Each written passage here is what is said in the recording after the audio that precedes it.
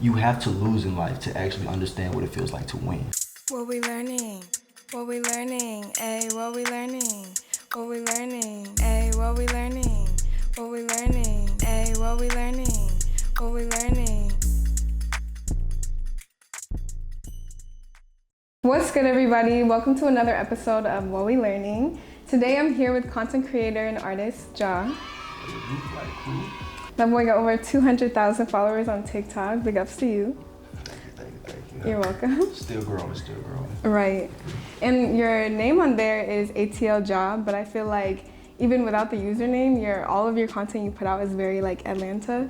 Like you have videos of you like promoting other Atlanta artists for people. Do those be like people that you know or just people out here that you enjoy their music? It's a mixture of both. A lot of the artists that I've been promoting so far has been from the west side, where I'm from based. Do I know them on a personal level? Not all of them. Majority of them I do. But right now I've just been promoting a lot of Atlanta-based artists. That's what I want to build around, because I feel like Atlanta has always had the music threshold, but no one's ever taken up out of there in a long time. I feel like everybody's had the potential to get up out of there, but no one's got up out of there yet. Right, especially like the underground people. Yeah, so I feel like that's where I'm trying to come in and be that extra leverage where people can look upon to me to make it to that next level. Yeah, so that's what's up. Yeah, putting other people on. Absolutely. Yeah, and your like vlog channel, your YouTube channel, you be like just riding around with the guys, like just doing different things in the city. Is that your intention, to just like show people your experiences and see how you live out here? In a sense, yes. Like I don't really do a lot in my eyes, but I just feel like when I surround myself with my friends, it's just like natural. I honestly don't know why people actually tune in to watch it, because I just feel like we're doing dumb stuff. Yeah, but it's like entertaining and like funny and in stuff. In a sense, like it's fun, just to be with the guys and just show what we do on an everyday basis, and just pretty much do what we love. It's just fun. Like, so I get it in a sense. I do show people like on purpose of what I'm doing on a day-to-day basis, just because I feel like I don't live a boring life, but I don't live a too extravagant life. I feel like we're all on the same page where my people could connect with me. Right. Yeah, I feel that. There's a lot of content creators in Atlanta. Like ever since I've been here, I've seen people link up at film studios and collaborate, make different videos. And I saw that you like participate in that as well. Absolutely. Could you tell us like what those like events are like and like what it's like with the other creators? Well, for one, I'm gonna shout out Keith Dorsey. He owns Collab Studios here in Atlanta. He's one of the first black management labels for content creators. He owns Collab Studios here in Atlanta, so that's where I'm usually majority of the time. If you want to catch me there, and a lot of other creators would be there, called Collab Thursdays. And pretty much how it is, it's a studio in Atlanta, and every Thursday once every Thursday every month, we host a Collab Thursdays, and everybody from Atlanta, they all come to the studio and just help each other create content, in a sense, in the name, like collab. So pretty much what I do, I ain't gonna lie, I'm not a dancer, but you feel me, back in the day I used to dance, but now, really? Yeah, back in the day I used to get down with the get down, but okay. We do have a lot more dancers here in Atlanta that usually collab, so it's kind of harder to find a lot of people that collab on things that I do, like rapping and cars and stuff, but we do have it, so that's why it's perfect for those collab Thursdays, in a sense, because the people that I usually won't find is there. So yeah, so it's good for like networking. Absolutely. Yeah, I feel like if you're in Atlanta, you're upcoming, you feel me, content creator, definitely look into that. Facts. We're all open arms. We don't discriminate. You don't have to have a certain amount of following. Everybody loves everybody. That's good. Absolutely. And your music, I feel like, shows the more like street side of Atlanta. You have fire songs, by the way. Appreciate you. You're welcome. Me, like, I'm from North Florida, like a small country part. And whenever I first moved here, like 2 years ago, I spent a lot of time in Decatur. And it was the first time that I have ever seen so many like young people and people in general with guns on them 24/7. Like it was really shocking to me because they would have them visibly too. Like I remember one time I went to Walmart and this guy just had 2 guns in his pockets. Like a gun in each pocket. They're not even tucked in his pants, they were in his pockets. And I saw him check out and I was like, nobody cared or like said anything at all. And I'm just like, well, where am I? But like I quickly got used to it and it didn't like scare me or anything. But I feel like if I were to have gone to like a public school here, I'd be like a different person. Like I'd probably be way more street smart and stuff. In a sense. Yeah, but could you describe like what it was like for you growing up here? Growing up in Atlanta. Yeah, and like school and everything. Okay, so school-wise, I pretty much went to school all over Atlanta. Like I went to the south side, to the west side, to the east side. Like I've been all over for school, so I got a sense of where everything is. But growing up, mainly I grew up on the west side, Cableton Road. So just growing up, like I don't know, I feel like I had a fun childhood, but a strict childhood in a sense. Like strict to the point where I had to be on my P's and Q's, or I was like bound to fail in life. Like you had to be on your stuff. But growing up, I played football, so I feel like if I would have kept taking that serious, I could have got up out of there. But I feel like I had a normal childhood like anybody else. Like I didn't grow up to be like portray like a thug image, or you feel me, to hold and tote guns or to do anything like that. But I grew up to where I had to do what I had to do to survive. You see what I'm saying? So I wouldn't portray an image like, oh yeah, everybody's just growing up to be thugs nowadays. You know, it's just their environment. Like, it's either kill or be killed in a sense. But school-wise, like, I wasn't a very popular kid. I wasn't, you feel me? Everybody knew me, but like on a level to where like, oh yeah, that's Lil Ja right there, or oh yeah, I mess with him. He don't really do too much, but he there. You feel me? So I didn't grow up in like beef or nothing like that. Everybody loved me. Like I was just the cool kid on the block. But as I got older, you know, I started losing friends to like gun violence and things of that nature. So it did kind of flip a switch and flip a motive to like where I was like, all right, now I'm on niggas' necks, or in a sense like I'm not finna tolerate certain things anymore. But growing up in Atlanta, I feel like it was just fun though. It was fun. It was a lot of bad, you feel me? Like I did struggle growing up. Like I said, mentioned losing friends, but outside of that, I lived any regular childhood like any other kid on the block playing football. You know, I wasn't doing nothing too crazy. Like, I didn't grow up like no thuggish child or nothing like that. Yeah. But with you like losing friends to gun violence, do you feel like it makes you want to potentially do something in the future to like influence younger children to not live a lifestyle where that's like more likely to happen? Or do you feel like people are just gonna do what they're gonna do?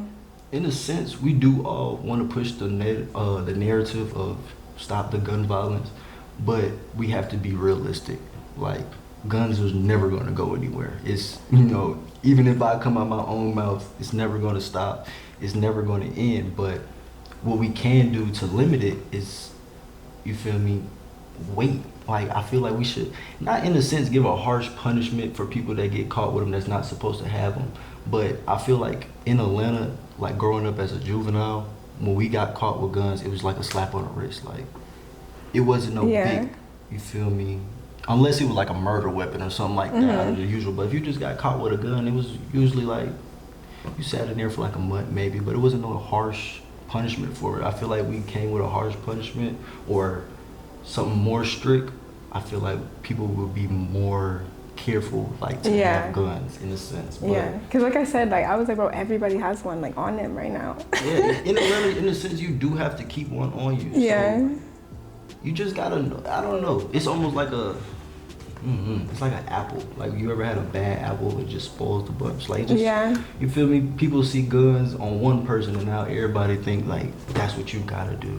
Like, you just gotta have a gun. But in Atlanta, in a sense, you like do have to have a gun. Like, you never know. But yeah, gun violence, I feel like it's never gonna change. Nothing's ever gonna, gun's not gonna go nowhere. I don't really see how we can limit it in that. But we could try. We can try though. We can't try. Yeah. On a lighter note, also whenever I first moved to Atlanta, it was like my second day out here, and I was like driving late night, and these jits like cut off traffic to do like donuts and burnouts in the middle of the intersection. And I'm like, what is going on? And then every single car next to me, it was like 15 cars. Everybody got out. It's all like high schoolers, and they just run to the middle. They're like watching it, recording it. I'm like, bro, that looks like a lot of fun. But I'm mad because I'm stuck in traffic. And then like one siren from the distance like goes off, and then everybody like runs back to their cars and then drives in traffic like nothing ever happened. And I was in awe because I'd never seen anything like that before. But I was also like, bro, how did y'all coordinate this? Like, y'all are different. Like, Oh yeah. it was so fun. It looked so fun though. The Atlanta car scene, I will say, is probably one of the best. Like, it's the most fun you will ever have. But what people don't understand is that like Atlanta, like, or Georgia in period, is like very strict when it comes to like cars. Like, they don't play. Like, GSP will flip you, they will chase you, they will haunt you down. Like, in the sense, that's why it's harder to be a car concert creator here in Atlanta, because the police is so strict in thinking that we're just terrorizing the streets. It's not like that. We just, you feel me? We're just a group of kids. You just like to play fun. with your cars. Yeah, we just having fun, just like anybody else. But like I said, we do have the bad apples that spoil it for everybody. But you know, Free Tree Body, by the way, too. He's a Atlanta car concert creator out here. You feel me? He got hemmed up with the same thing. You feel me? They trying to depict him as this bad person, but we know the real Tree, Free Tree. Yeah, but the Atlanta car scene, it is definitely fun. I feel like if you've never been to an Atlanta car meet, you should definitely experience it at least one time in your life. Just be careful though with anything you do here. Yeah, I did see your like car content before you got in your crash. Whenever you do get a new car, do you feel like you'll be like back at it, or do you think it'll slow down? That's a great question. I don't know. To be honest, what I will say is I don't know if I'm done with Mopar. Mopar is pretty much like Dodges and Trackhawks and stuff like that, but I want to say I'm done with it, but I'm not done with it because I feel like I didn't give enough to the car scene. Like, I feel like once I built my channel and like I built all my content, I feel like people love the car scene. I didn't give it enough to them. So it's like I want to get another, you feel me, Mopar just to get back to them, but then at the sense it's like Atlanta's just got too crazy with it. Like, yeah, you don't want to risk another accident or anything happening. Another break-in. Like, people don't understand. Like, Chargers, Challengers, they get broken into. Like, every day. I told somebody else on my channel, that's what everybody asks me about whenever I talk about like living in Atlanta. When I go back home, they're like, oh, has your car get broken into yet? You be seeing cars getting broken into? Like, everybody around the world knows that. It's a thing. Atlanta is the home of the strikers. They will punch your window if you leave it out. The young niggas is not playing. Stop playing with them, man. But y'all need to stop that too. Stop breaking in the windows, bro. Y'all broken the minds at least like 15 times. Sheesh. But people I know with nice cars will tell me, like, bro, they tell me that they leave nothing in their car and they leave their doors unlocked. Like, I'd rather you just go in my car than break my window. But like, coming from living like, cause I used to do stuff like that, coming from that point of view, you don't even be thinking like when you're let me try the door. Like, yeah, you don't even be thinking about the door. Like, it's an adrenaline rush. Like, usually, let me hurry up. Yeah, like, in a sense, I ain't gonna lie, you could usually go with other people, but when I was coming up, I ain't go with like nobody else, cause I just keep silent, do everything by yourself. But it's an adrenaline rush. Like, you're not finna hit the doors and stuff like that. Like, if you see a nice car, you like, shit, I want to get in there as fast as I can. So you get in there as fast as you can. You don't even be checking. You're for the problem. No, I'm not the problem. But I just say, like, they gotta stop that. But I know where they come from though, cause I used to be a kid. Like, you gotta do what you gotta do. Like I said, you gotta survive. Like, you never know. Like, one of them kids might break into your car and take your $10. To you, it's $10, but that's like, that was their next meal, where it was gonna come from. You see what I'm saying? Like, you gotta think like that. But it's never okay to break into other people's stuff, though. Even coming from somebody that used to do it, it's not okay. When are you your happiest? When am I my happiest? Yeah. Like, what environment or activity or something like makes you the happiest? On a legitimate note, honestly, it's a hit or miss with like being alone. Like, I do get a lot of stuff done alone, and I do enjoy being alone, but sometimes it can mess with me because I get in my thoughts a lot. But when I'm at my happiest, it's like when I done got a lot of work done and I'm late night just like finishing posting all the videos, you know, like, cause everybody, if you're a content creator, you know, once you post them videos at night, you go to sleep, you just wake up like, I hope it went viral, like, you know. So that's probably when I'm my happiest, once I'm in my own space editing, you know, with my little 1-2, you know, watching TV. I'd probably say that's when I'm at my happiest. Like, yeah, I agree, cause after you're done editing, after it's done exporting everything, but me too, like homework or anything, getting anything done, I feel like being accomplished at the end of the day, like, oh, I really did that today. I feel that. Yeah, I feel good. It's a great feeling. It's also, people don't understand, it's very overwhelming too. So once you actually get it done, it's like a big stress relief. Like, you be like, wow, like, people don't understand. You be editing these videos for like 2-3 days at a time. Right. Like, it'd be a lot of work because you still got to live a regular life. Yeah. Like, people don't understand that, but yeah, that's probably when I'm at my happiest. Like once I got everything done and I'm just alone watching TV in my own space. That's probably what I'm gonna go with. I feel that. What are your career goals? Like, do you want to keep moving forward with content and music, or do you feel like your long-term career goals are something different? For right now, I want to say I'm gonna continue going with the content and music. Just like my analytics and just overall performance, I feel like it's going great right now. I don't see why, you feel me, I should change it up right now.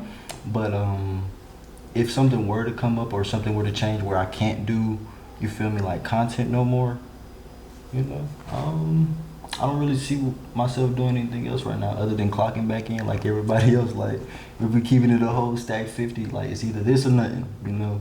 But right now I feel like probably like in the next 5-6 years, y'all gonna see me up there with Mr. Beast and them. So Okay, Mr. hopefully Beast. that's the longevity goal. That's the long-term goal. Okay.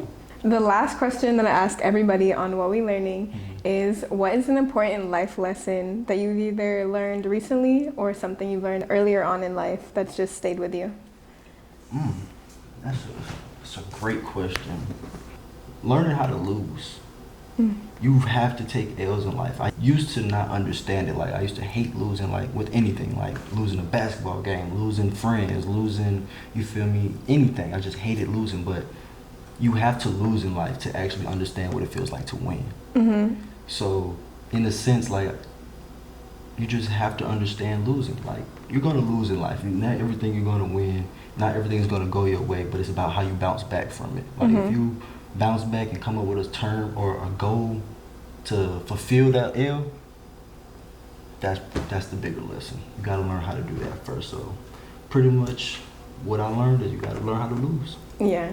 I feel like I relate to that as well, but more so in like getting told no, like, or I feel like I'm losing or something. I feel like God's just like telling me I'm not prepared yet to like have that win, and I have like more lessons to learn before I can actually like take that W. Absolutely. So Everybody's time is different. That's what you gotta understand too. Like people are very envious. That's what you gotta understand. A lot of people look at you and be like, damn, well, how can she do this, or how does she have all of that? Stop being jealous and envious. Your time is gonna come. Everybody's time is gonna come. It's just not meant right then and there. Cause like sometimes we rush things and we think we got it all the way together. So let's say for instance, like we want to be content creators and okay, yeah, we done built up a little bit of following. It's like we think we're there, but we ain't really making no money from it. So it's like, are you really there? Yeah. So like you just gotta know what you're doing. Like you just gotta be okay with losing in life. You gotta be able to understand that your time is gonna come. Not everything. Like if you're in a hard space or you feel me going through a hard time, it's only temporary. You just gotta keep going. Yeah, you just gotta keep going, man. Keep your head up. Well, thank you for being on the show. Thank you for having me, man. I loved it. I love it here. Where can people like follow you out and everything? My Instagram is FoFoJa. TikTok is ATLJa with 2 H's. Yeah. All right, be sure to like, comment, and subscribe. Thank you for watching, and I'll see you next time. Bye. That was cool. I fuck with that. That was cool.